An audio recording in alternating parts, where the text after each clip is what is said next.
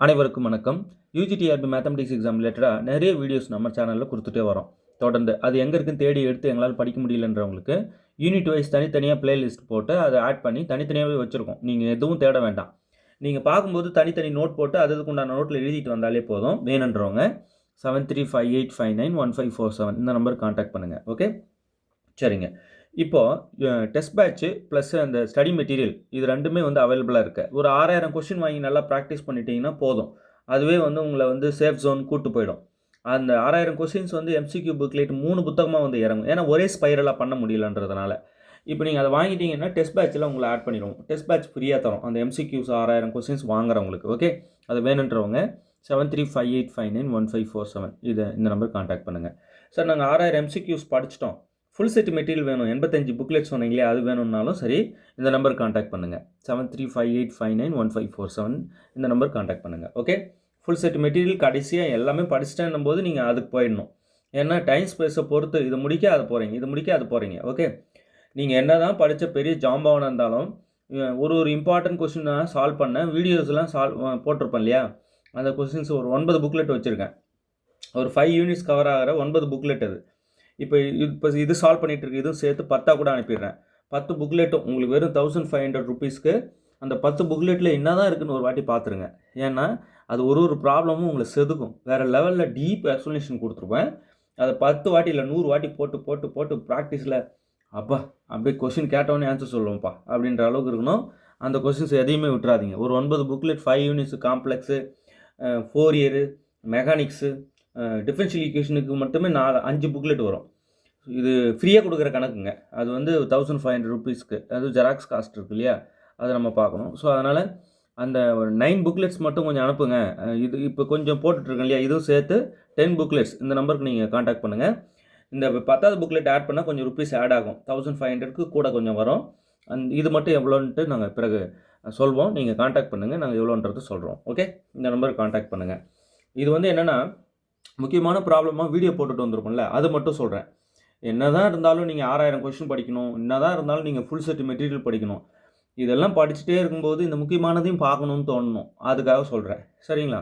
சரிங்க. இப்போ ஒரு முக்கியமான ப்ராப்ளம் பார்க்கலாம். The particular integral of the differential equation அப்படின்ட்டு இந்த second order linear differential equation with constant coefficients கொடுத்துருக்காங்க. இது வந்து second order linear differential equation with constant coefficients இருக்குது. ஓகே, சரிங்க. இதுக்கு பர்டிகுலர் இன்டெக்ரல் எப்படி கண்டுபிடிக்கணும்? First PI equal to particular integral equal to 1 அந்த டி டேர்ம் போட்டுக்கணும். இது இங்கே இருக்கு இல்லையா, அது டி ஸ்கொயர் ப்ளஸ் 16 இன்ட்டு போட்டு இங்கே ரைட் சைடில் என்ன இருக்காங்க அது அப்படியே எழுதிக்கணும். 2 இன்ட்டு காஸ் ஸ்கொயர் 2x இப்படி எழுதிக்கணும். சரிங்களா? ஓகே, இந்த ரைட் சைடில் இருக்கிற இந்த காஸ் ஸ்கொயர் 2x இருக்கு இல்லையா, ஒரு ஃபார்முலா எழுதுகிற பாருங்க. பொதுவாகவே காஸ் ஸ்கொயர் தீட்டா இருக்கு இல்லையா, இதை 1 + காஸ் 2 தீட்டா டிவைடட் பை 2 இப்படி எழுதிக்கலாம். இப்போ இங்கே வந்து பார்த்தீங்கன்னா இங்கே காஸ் ஸ்கொயர் 2x, இப்போ தீட்டா இருக்கிற இடத்துல 2x இருக்குது. அப்போ இங்கே வந்து 1 + காஸ் 2 × 2x இல்லையா, இந்த தீட்டா இருக்கிற இடத்துல 2x வந்துடுச்சு. இங்கே இருக்கிற 2 இங்கே போயிருக்கு. ஸோ உள்ளே வந்து அந்த 2 வந்துடுச்சு. இந்த தீட்டா இருக்கிற இடத்துல 2x உள்ளே போயிடுச்சு பை 2. அப்போ இங்கே 2 × 2 4 ஆகிடும் இல்லையா. அப்போது 1 + காஸ் 4x டிவைடட் பை 2 இப்படி ஆகிடுச்சு. அப்போ இந்த ஃபார்முலா என்ன ஆகிடும், இது என்ன ஆகிடும், 1/d ஸ்கொயர் ப்ளஸ் 16 இன்ட்டு இந்த 2 அப்படியே தான் இருக்குது. இதுக்கான ஃபார்முலா அதை எழுதியிருக்கேன் பாருங்கள். இதுதான் ஜென்ரல் ஃபார்முலா. தான் இங்கே தீட்டா இருக்கிறதுல 2x வந்துடுச்சு. தீட்டா இருக்கிறதுல 2x போட்டு இந்த 2 × 2 மல்டிப்ளை பண்ணிட்டேன்.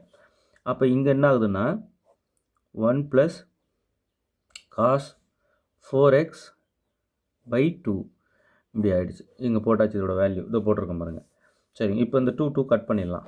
கட் பண்ணது போக 1/d ஸ்கொயர் ப்ளஸ் 16 இன்ட்டு இந்த 1 இருக்கு இல்லையா கான்ஸ்டன்ட், இப்போ முதல்ல எழுதிக்கிறேன். 1 + காஸ் 4x இப்படி ஆகிடும். ஓகே, இவ்வளோதாங்க. இப்போ இந்த 1 இருக்கு இல்லையா கான்ஸ்டன்ட், 1 இல்லை எந்த கான்ஸ்டன்ட் இருந்தாலும் அதை அப்படியே வச்சுக்கிட்டு 1/d ஸ்கொயர் ப்ளஸ் 16 இன்ட்டு அந்த கான்ஸ்டன்ட் அப்படியே வச்சுட்டு இப்போ 1 இருக்கிறதுனால பிரச்சனை இல்லை, வேறு எதாக இருந்தாலும் அதை அப்படியே வச்சுட்டு e⁻0x அதை போட்டுக்கணும் ப்ளஸ் cos 4x. ஓகே, இது ஒரு ஃபங்க்ஷனாக மாற்றிக்கணும். முன்னாடி இந்த 1 இருக்கும், இப்போ சப்போஸ் 2 இருந்தால் இங்கே 2 போட்டுக்கணும். அவ்வளோ. இதை உள்ள ஒவ்வொரு டேர்முக்கு பிரித்து கொடுத்து PI1 PI2 தனித்தனியாக கண்டுபிடிக்கணும். இதுக்கு பிரித்து கொடுத்தா PI1, இதுக்கு பிரித்து கொடுத்து PI2 அப்படிங்கணும். ஃபஸ்ட்டு PI1 கண்டுபிடிக்கிறேன். PI1 equal to 1/d² + 16 × e⁻0x. Right, இந்த 0 கொண்டு வந்து d இருக்கிற இடத்துல கொடுக்கணும். கொடுத்தா என்ன ஆகும்? 1/0² 0, அப்போ 1/16. இப்போ e⁻0x e⁻0 தான் 1. ஸோ PI1 வந்து 1/16. அடுத்து PI2 கண்டுபிடிக்கணும். PI2 ஈக்குவல் டு, இதை விட்டுடலாம், ஜஸ்ட் போட்டு e⁻0 1ன்றதால அது விட்டுடலாம்.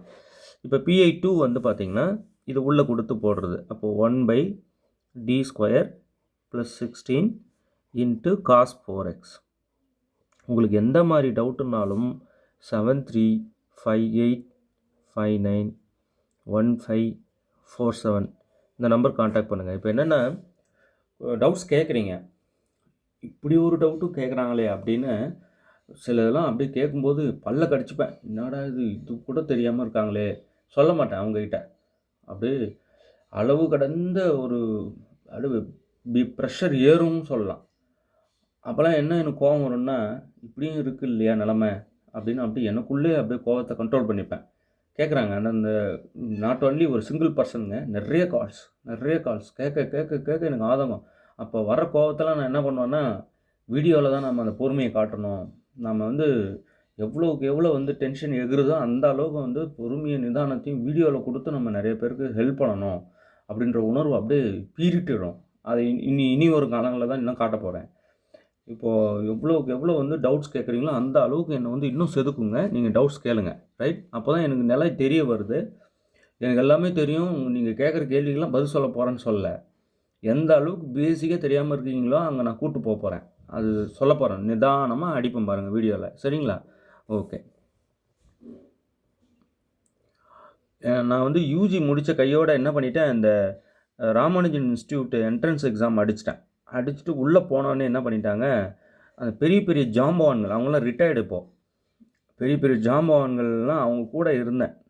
அவங்க Ramanujan institute of advance study in mathematics அங்கே சேப்பாக்கல் இருக்குது இல்லையா, அங்கே வந்து என்ட்ரன்ஸ் கிளியர் பண்ண உடனே என்ன பண்ணிட்டேன், உள்ளே போன உடனே, அப்போல்லாம் சின்ன பிள்ளை, பிஎஸ்சி முடித்த உடனே உள்ளே போயிட்டேன் போது எனக்கு என்ன பண்ணிட்டாங்க, நீ பிஎஸ்சியில் படித்ததெல்லாம் சப்ஜெக்ட் அது வந்து சும்மா கால்குலேஷன் ஒர்க்கு, இங்கே வா அப்படின்னு சொல்லி வரையறையை படிக்க வச்சு உள்ளே அப்படியே கூட்டு போய் பிரித்து அடித்தாங்க. ஒன்று ரியல், காம்ப்ளெக்ஸு, டோபாலஜி பார்க்க என்ன ஆயிடுச்சுன்னா வேறு மாதிரி சப்ஜெக்டில் மாற்றி விட்டாங்க என்ன.